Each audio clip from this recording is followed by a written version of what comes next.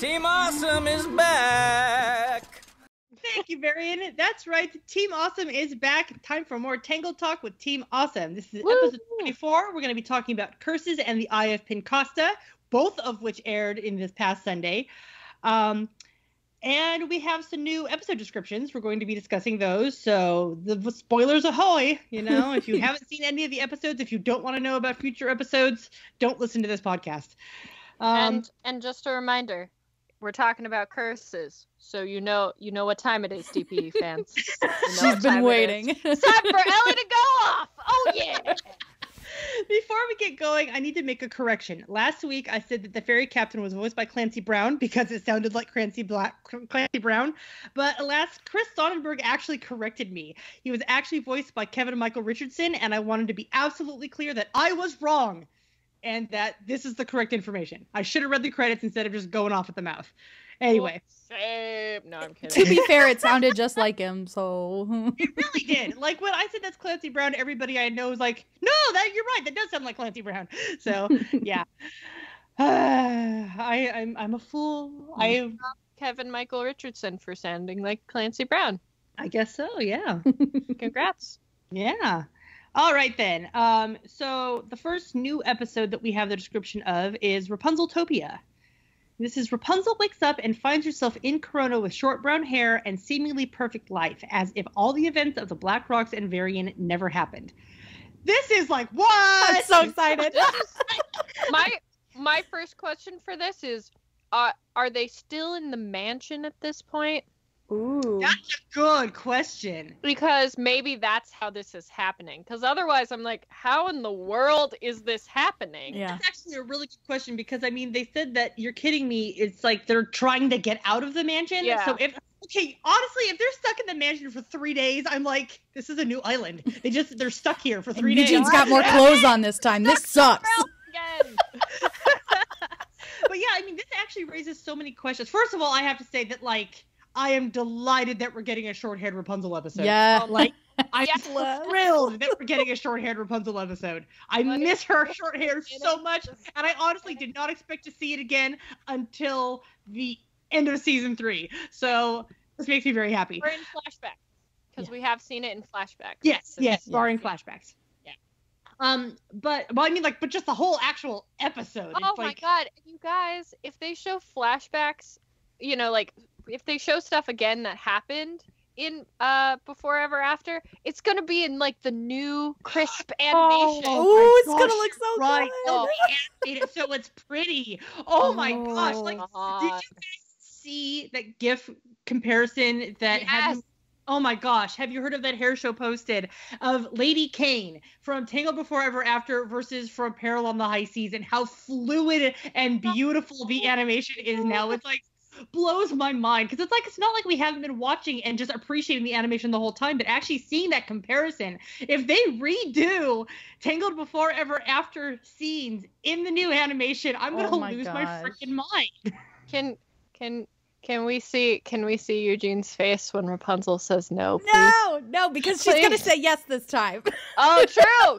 Kelsey had a very good theory. Yeah, that's actually a very good point. I love it. Go ahead, Kelsey. Talk about your idea. Oh God. So I thought they say that it was without the Black Rocks are gone and Varian's gone, and the one thing that set all of that up is she said no to his proposal, got overwhelmed, left, everything went to hell. So if we're doing something where those things don't happen, that means that she didn't go do that stuff, which could mean that she says yes instead of no.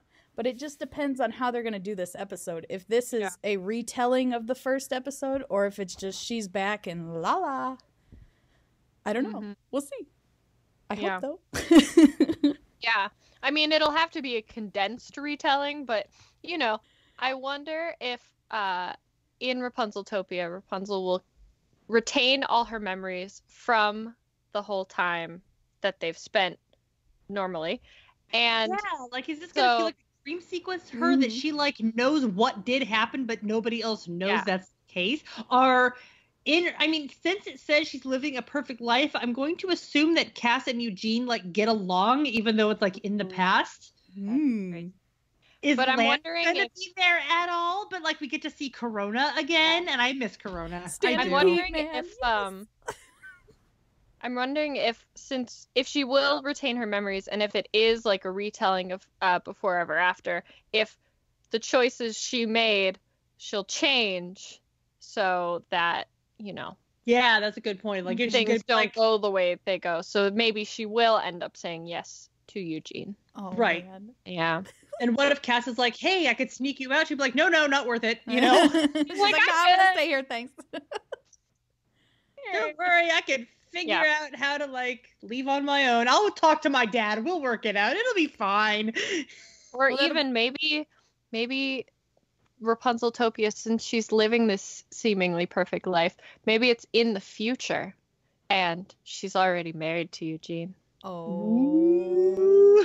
Don't put me through those Or feels, man. One of those. You're giving Kelsey ideas. You know it. You're welcome, Kelsey. Well, I wonder if it's her like perfect world. Fred's like, oh yeah, go do whatever you want. You can go That's be on true. the walls, this and that'd be this." beautiful. That's true. Please let that happen. Yes. It probably won't, but please. For the love of God. I like how it's his seemingly perfect life, so I'm waiting for the other shoe to drop. At what point is suddenly something going to not be satisfactory, So I'm super excited for that episode. Mm-hmm. Like, honestly, like the end of season 2, it looks like it's going to be spectacular, basically. Mm-hmm. Okay. And the next new episode, Lost and Found, Vigor the Visionary reveals he is an ancient sorcerer who has taken refuge in the body of a monkey to keep safe the meaning of the scrolls for Rapunzel. Guys, What? Vigor is Humanitas confirmed. Honestly, that was literally the first thing I thought. Tag your spoilers, Disney. We know that Timothy Dalton is voicing Demanitus. That was revealed before the season 2 even started. They said that they had a voice actor for Demanitus. Mm-hmm. So I've been expecting maybe a flashback, or maybe he's eternal, or yada yada yada. No, he's a monkey. Now they're like, there's a sorcerer in the monkey, and I'm like, it has to be Demanitus. Like, seriously, it has to be Demanitus. And then it's like, who else is an ancient sorcerer that we know of? Yeah, exactly. No it just says sorcerer. Oh wait, unless Vigor is Zontiri. I mean, he's keeping it safe though, so not. But holy crap, I'm in. that's hilarious. I love it. Oh my god. I would just about die. Little demon monkey. I love it. Never expected Vigor to be the catalyst. It's like, what is even going on with this monkey? Mm-hmm. Oh my god. Like that's crazy. But like, okay, but I also had the thought, like right after I had the thought of, I bet it's Demanitus. The second thought I have is if Demanitus is on the scrolls. Mm-hmm. Like, so like, are they even like? I get the impression that like Demanitus wrote that thing, so of course he'd know what it means. Mm-hmm. But anyway, the next thought I had was if he knows what the scrolls mean, and he keeps staring at Eugene that way, then Eugene's got to have something to do with the scrolls. Mm-hmm. That's like D-P-E. D-P-E. It's But basically canon now. Like it. Oh my god. But don't even get me started. I'll start crying. Honestly, the title of Lost and Found, before I even saw the description, my very first thought was this was Eugene's backstory. Right? Mm-hmm. Like all the other episodes, Lost like Found, and I was like, Eugene's backstory. It could be Eugene's backstory. And then I'm like, no, Lost and Found sounds like Eugene's backstory. Yeah. Like straight up, that's where we are now. And then we see that it has to do with Vigor, and Vigor always has to do with Eugene. Yep. So. Move over, Rapunzel. This is Eugene's Tangled Adventure now. Boom! Yeah, it is kind of funny that they changed the title this season, because I'm like, wait, no, this is when it should be called Tangled, the series. Because we called it Tangled in the first place, because it's not just about Rapunzel, but now we've switched it. Whatever. Yeah, no, I get what you're saying. Disney doesn't know what they're doing, and that's okay. No. They never have with Tangled. It's kind of just It's a Tangled crapshoot. has been a mess from the beginning. Yep. I mean, really, I'm not surprised nothing has changed. When we started getting a wonky schedule, I was like, this was to be expected, honestly. You're not wrong. You're not wrong. Like, okay, I mean, with that schedule though, man, okay, we'll get to that at the end. Yeah. So, now onto the episodes that aired on March 3rd. That was the 3rd. That was the 10th. That was yesterday. Now onto the episodes that aired on March 10th. So the first one that we got our butts out of bed so early or stayed up ridiculously late when daylight savings time started the next day. So regardless, we were tired having seen these 2 episodes. It doesn't matter how it happened. We were tired. I stayed up way later than I needed to be. It was 3 p.m. or a.m. by the time I watched those stupid episodes. I was like, oh, I'm so sorry. I mean, like, I bowed down to your grace and wonderfulness because I went to bed before you did because I had already seen them. And I was like, my DirecTV was like, I'm going to work for you. I'm not working for Kelsey. Yeah, so got to watch them on your DirecTV, and then I went to bed, and then I got up the next morning and watched them on TV. And you know what? Honestly, I'm glad I got to watch them on your DirecTV because, like, I was so tired the next morning that they weren't nearly as enjoyable the next morning that they were the night I first saw them. So yeah. I'm glad for that at least. So curses. In curses, we unexpectedly run into Vigor again. Vigor and Madame Canardus too. I mean, Madame Canardus was like a swindler, but kind of charming in the first one. So Rapunzel loses her telescope over the edge of a cliff while they are approaching this rickety pass that is made out of swaying rocks. That, like, my God, who decided to make a bridge out of that? Like, seriously. I bet it was Corona's guards. Who decided that was a good idea? That's what I want to know. So she loses her telescope over the edge of a cliff, and despite the obvious statement that telescopes are precision instruments, and I'm sorry, Rapunzel, it's gone. I mean, you drop a telescope off a cliff, that's not a telescope anymore. It's a tube of shattered glass. That's what you got. So despite that, so she, Eugene, and Hookfoot go to retrieve it, and they run into Vigor and Madame Canardus. And Madame Canardus, who has also found it, decides that it is now hers, and she's going to sell it for an exorbitant amount of money because she's Madame Canardus. And I don't know why I never caught this, possibly because Canardus actually means something, but her name is also Con Artist. And I'm like, of course. So she's got a double pun for a name. I wanted to bring something up. I can't remember where it is from, but when we're at Madame Canardus' like little encampment, there's the telescope, Medusa's head. I think it's Medusa. That seems right. And that spiky skull? Yeah, what is that from? I have no idea. I feel like it's like the Indiana Jones ride at Disneyland, or like Scooby-Doo or something. It looks not like the Scooby-Doo animated, but like the 2000 something live action one. Yeah. See, I never saw that, so I can't confirm that. But I know that Indiana Jones, it never had any skulls with that many spikes in it. It has like single spikes with impaling skulls. It looks more like a head. It looks like some kind. A headdress, or like a biker helmet, seen that or something before. like that. Like I foreshadowing. Someone's getting a spike in the head. I mean, honestly, I saw it. My brain said that's a reference to something I'm not getting. That's right? Like okay. So you're not the only one. You know, send me a message on Tumblr because it's driving me a little nuts. I just can't remember. And I hate when I can't remember things. Yeah. Carry on. Okay. Okay. So Madame Canardus refuses to give Rapunzel her telescope back and insists that it's her own telescope and that, you know, she has to buy it from Madame Canardus. And Rapunzel's basically like, that's not happening. So she takes her telescope, and then Vigor starts getting these very fang-bearing, chatty teeth that is predominantly controlled by Madame Canardus. Like, I'm pretty sure she was actually moving his mouth most of the time. Like, he, like, bared his teeth, but she did all the clacking. But she insists that Vigor has now cursed them. And Hookfoot's like, oh no, a curse. And Rapunzel's like, there's no such thing as curses. And Eugene's like, there's no such thing as curses. So they are heading back, and then Rapunzel steps into this armpit deep puddle of mud. And that's like the moment she starts kind of believing in curses, because some bad luck happened right after she told she was cursed. So it's a very standard character thinks that they're cursed, and it's actually their own negative mindset that is causing them to be cursed, and then they figure out the error of their ways. But the thing I love about that episode... Go ahead. I just wanted to bring up another thing. Really adorable is when they're at Madame Canardist's encampment. You see Eugene just standing there, and then he looks down all shocked, and then Vigor jumps on him. And is like holding on to him. And it's so cute.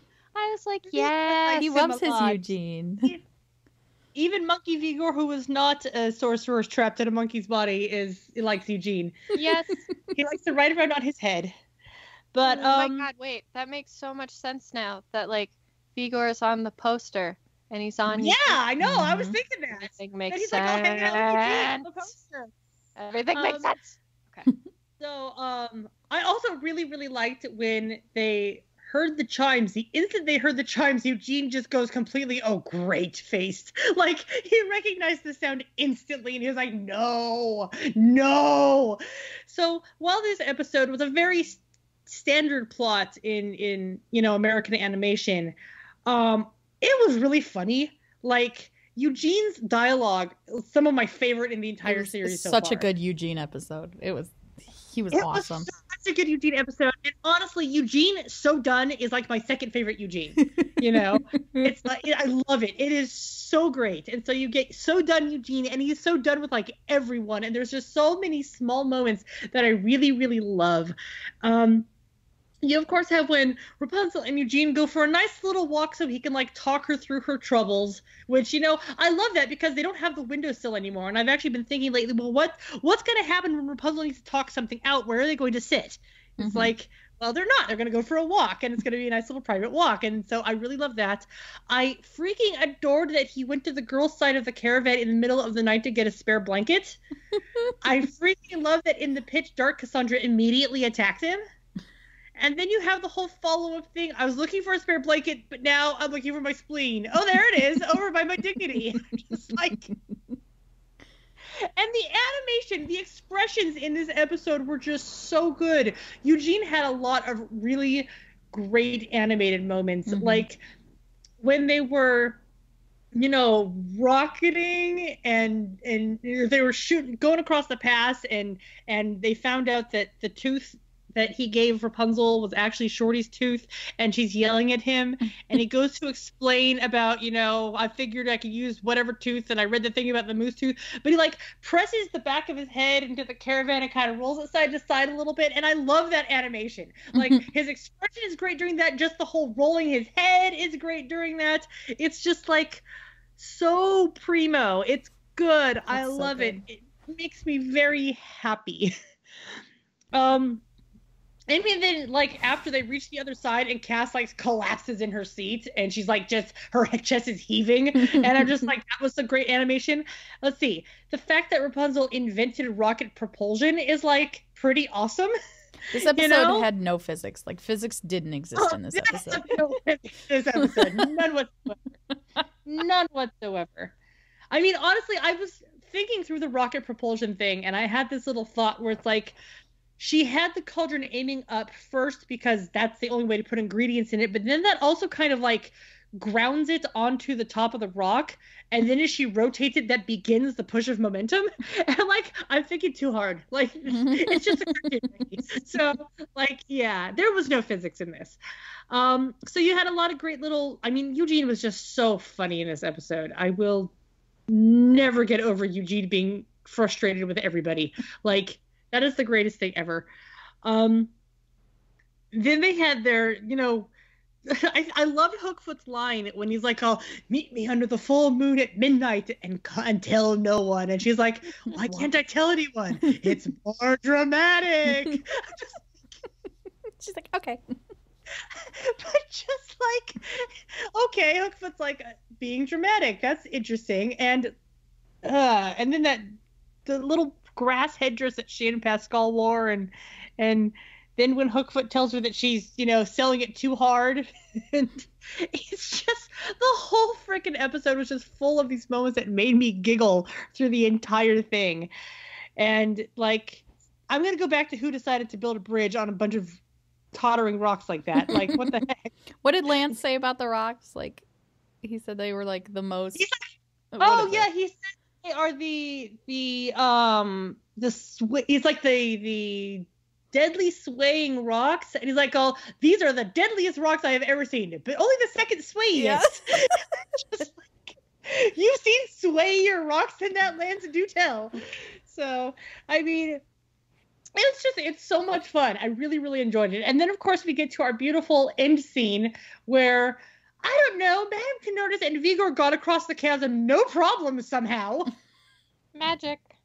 But, I mean, I really loved when Eugene is falling down that little hill, and he's like, oh, this is normal. And I'm like, it actually is pretty normal for him. If you go back and you watch the movie, the number of times he has minor little falls like that, you know, hits his solar plexus on a rock while swinging across a chasm, or, you know, he is full. I think I've mentioned it before on the podcast, but I've heard once of somebody comparing him to a D&D character who has fantastic stats but keeps rolling a 1. So he crit fails his rolls all the time. So even though he can do this thing, the dice hate him. So, and that's what that ending scene happened to me. I know that I had seen something previously that had talked about, you know, is he or is he not cursed because he actually has his bad luck all the time? I feel like that's just cartoon humor. I mean, I don't think that necessarily, but it could. Like, who knows? It could wrap it up into it, you know, him being cursed, and then it wouldn't just be ridiculous cartoon humor. Well, see, here's the thing. Yes, they could. And also, there's a sorcerer in the monkey. So, absolutely, that could be a thing. It could literally be. Like, honestly, having a sorcerer be in Vigor makes me go, anything goes in this series. Like, I was not expecting, of all the random crazy ass things to happen, I was not expecting that. So we think we know, and they push it just one step further. Yep. They're like, I swear to God, the half their meetings had to be, now what won't they expect? They think they know where we're going with this. What won't they expect? So that was curses. And so, yeah, so then Vigor gives, oh, yeah, here we go. So Vigor gives Eugene another stare. Now, the interesting thing is that in the episode, he's actually kind of glaring and growling at him. But then Kate Ritter posted her storyboards for that scene today, and it's way different in the storyboards. He is shocked. Well, not just that, he jumps up on Eugene, and Eugene wakes up, opens his eyes, and Vigor's on him, and immediately Vigor jumps off of him. And then his eyes go clear, and he is absolutely shocked. Like, it reminds me actually of the movie where Rapunzel puts the crown on her head, and Pascal looks at her, and his eyes get wider, and his mouth gets wider, and his head. And it's sort of like that, where his eyes get wider, his mouth gets wider, and then his eyes, you know, go cockeyed again. Becky, you can't say things like that, because that means that he's looking at him, and it's a parallel to when we first see Rapunzel as a royal, and we're seeing Eugene as a royal. That stuff. You can't just throw that stuff out. You can't throw that stuff at me during the podcast. Oh, God. Better, I thought of it right now, so it's not like I was holding it out for the podcast. Theories on the fly. Oh, God. You heard it here first, folks. We just came up with new DPE evidence. Eugene's the lost princess, folks. Woo! He's the lost princess! I mean, the episode is called Lost and Found. I'm going to survive until April. I've already had to survive, you know, months and months of this nonsense, because I've had this theory for, oh God, we're coming up on a year. How has it been that long? Ugh. Because we went 6 months without new episodes. We went crazy. But I just, oh my God, you guys, it's so close, and I can feel it. Like, even if I'm, you know, not everything is 100% right, something is up with Eugene. He's related to someone important, whether it's, you know, someone in the Dark Kingdom, or Edmund, or freaking Zontiri as the wonderful Beth I can't remember. Yeah. Came up with. Like, oh God, so good. Yeah, it's absolutely crazy. Yeah. It's absolutely crazy. This is the season of Eugene. Yep. So, but yeah, so I mean, honestly, as I was talking about the storyboard, that came to me. So like that was not a setup, I promise. Okay, honestly, I've had people tell me that like it's so good to hear us be this excited again, because it's not like we weren't excited before, but we were talking about stuff that we'd known about for a year and a half.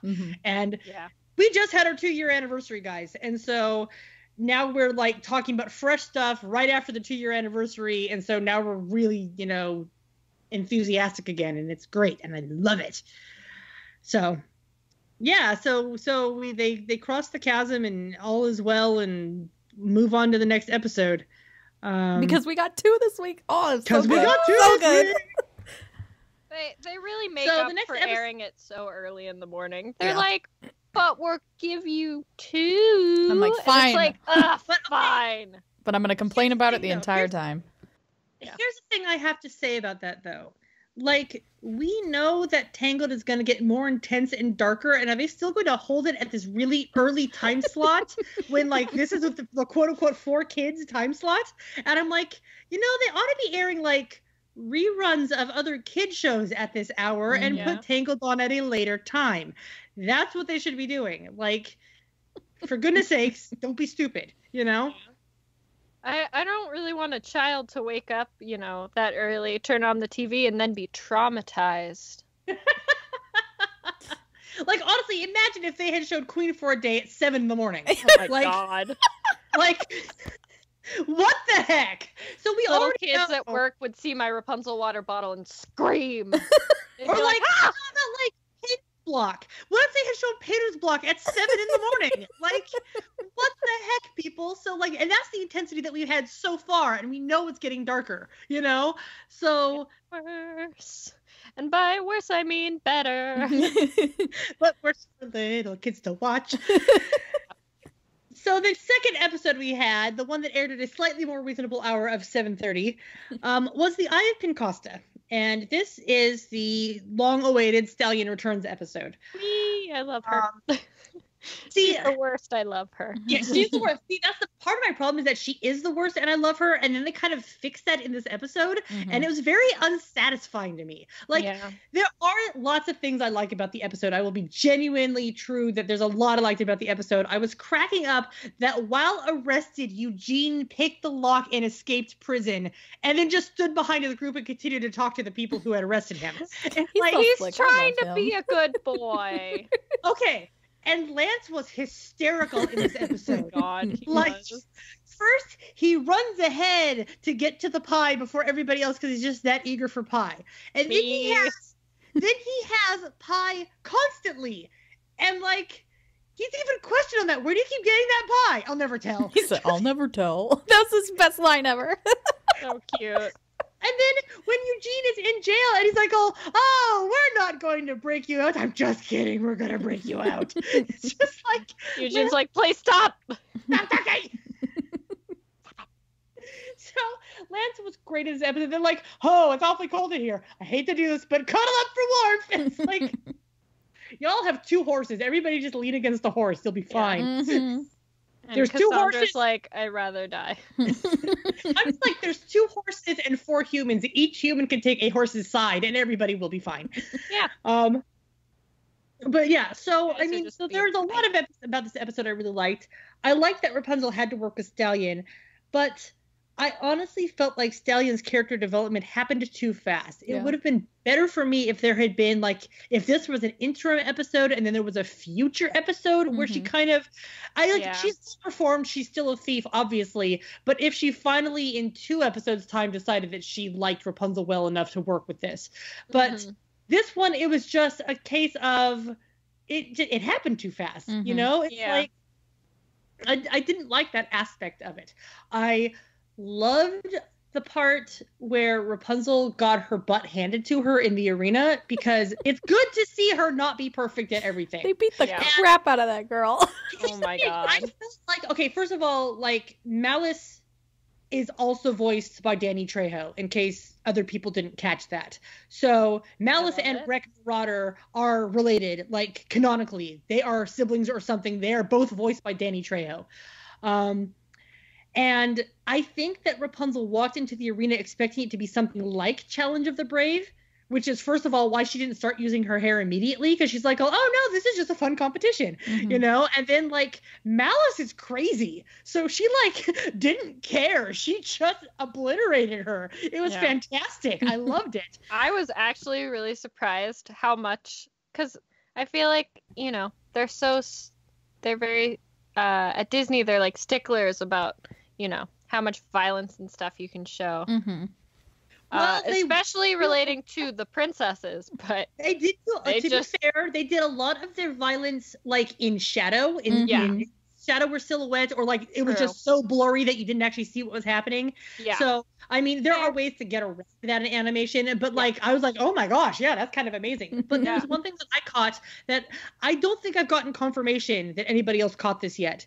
But when Rapunzel first walks into the arena and everybody's booing her because it's wrestling, and so everybody boos the new person who comes in. Everybody's booing her. Somebody in the background yells, "Queen of Refuse!" And I'm like, that is the most blatant Princess Bride reference they've had in the entire series. And they've had Princess Bride references before. And that is just so blatant because it was boo Queen of Refuse, and that's what that little old witch lady is saying to Buttercup and Princess Bride. And so I died laughing. I did pick up on that, but only because I watched the episode after you had posted about that. Right. Okay. Yeah. Okay. I've never seen that movie. But I heard it, so.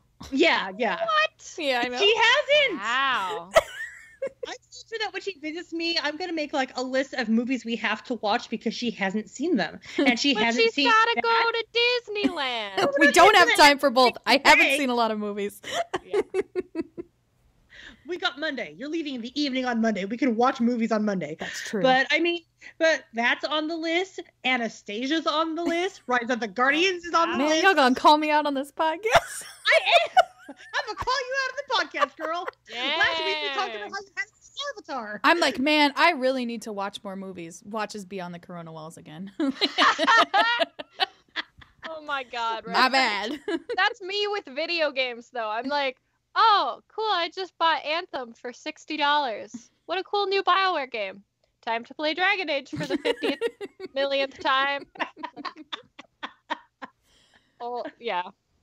But yeah, so I mean, we, end the whole thing with Stalyan has a change of heart. She calls Eugene by his name. We're getting a lot of people calling Eugene by his name in this season. That part really hurt me. It was so beautiful. I was just like... I think part of my problem is that when you look at how Stalyan is portrayed in Beyond the Corona Wall, this turnaround seems like literally out of nowhere. Like, why would she change her mind that easily just spending a day with Rapunzel? Like, if you hate someone, you hate someone. Magic. Because Rapunzel's actual superpower is that she can be friends with anybody. Except Monty. Here's the thing, though. They're actually getting friendlier with Monty, too. Like Monty and Rapunzel are becoming closer. They're like, at least they can work together and stuff. And I think, like, they just like having that little antagonistic spark. They're like, Monty is her Eugene and Cass person. Like, it's like they have to have that arguing because that's how they relate to each other. But I mean, so it just seemed too easy, I guess, is what it comes down to. That the change was too fast. It seemed too easy.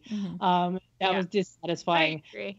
But I mean, it's fun to have Stalyan be a New Dream shipper. I like it when characters in the show are New Dream shippers. Amazing. So like, I'll give it that. So Cass is a New Dream shipper. Lance is a New Dream shipper. Stalyan's a New Dream shipper. I mean, like, it's great. I love it. Yep. So yeah, that just about wraps up Eye of Pincosta. I want to remind people that next week we are getting the midseason. Yes. We finally have less than a week to go before the midseason, and it's going to be a hour-long episode or like a 2-part episode. It's 2 episodes worth of story. So when you look at the schedule, it looks like there's only 1 episode, but it's a long one. So I'm going to keep saying that over and over again because there are still people who are surprised by this.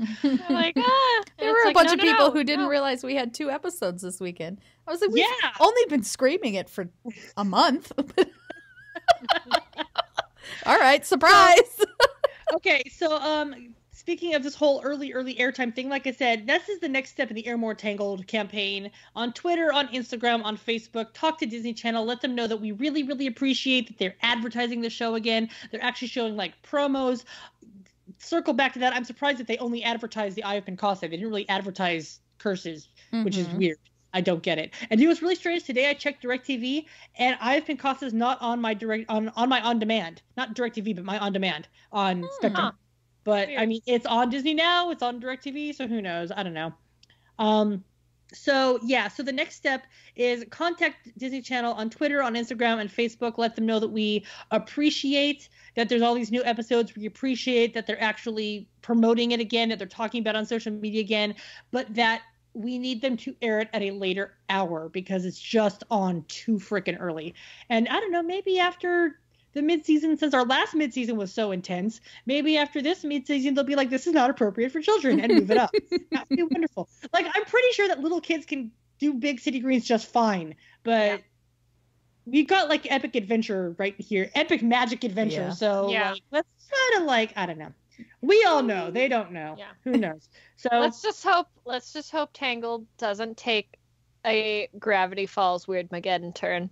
Not that I don't love Weirdmageddon, but yeah, that was weird. But I don't think saying corpses in a kids' TV show is really a smart choice. Bring it on. No, I agree. But it's for children. It's airing on Disney Channel at 7 a.m. Little children should not be hearing the word corpse in relation to children. Shouting it on our podcast in case little kids are listening. It's too early for the word corpse, okay? You can listen to the podcast at night when it's perfectly fine for corpse. It doesn't matter. It's one of our favorite words here. But yeah, I mean, it's like, we don't know what all is coming, but like, I mean, in last week's episode, there was like 0.3 seconds where we thought Eugene had been stabbed and killed or something, or at least seriously injured. And it's like, that was on at 7 a.m. And so it's like, I feel like we're going to keep thinking this was on at 7 a.m. over and over and over again until it's not on at 7 a.m. anymore. Note, Disney, if you're listening, this does not mean put it earlier. Yeah. We want it later. So kids are asleep. They're like, we'll put it in. Yeah, we're already freaking up. 4:30 in the morning. No one else is awake. We'll just get rid of some of our old TV show reruns. No matter. Nobody needs to watch more Livin' Maddie. That would totally be Disney too. That's their logic. Okay, we'll make it earlier. No. Wait, no!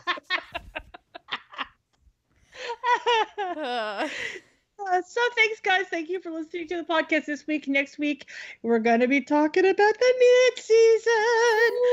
So ready to start talking about this. If you are on Tumblr, I know that it's harder on other formats, but if you are on Tumblr, please remember to tag your spoilers for a week after the episode airs. I know we keep saying this, but it's very important to be respectful to the people who haven't seen it yet. Not everybody gets to see it the instant it airs. So yeah, let's just keep going with this awesome fandom whom I love very, very much. And I'm so excited that we've got new stuff to talk about. The tags have been wonderful on Tumblr. Like, they're full of all kinds of things now. And it's just like fantastic. And I love it every day. So yeah, thanks for listening this time, guys. Can't wait to talk again next time when we're talking about the mid-season. And thanks for listening. Bye. Bye.